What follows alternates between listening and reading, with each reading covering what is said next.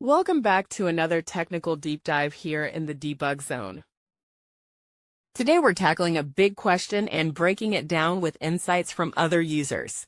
Hopefully this clears up some misconceptions and helps you get the answer you need. So buckle up, stay a little curious, and let's jump right in.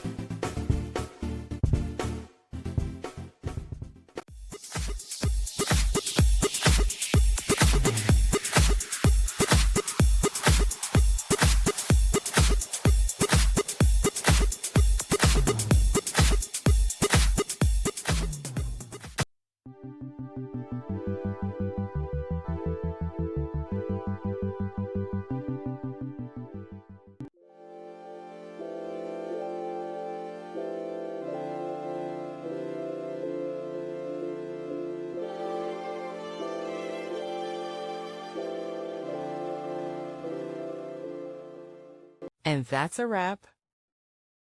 I hope you found the answer you were looking for.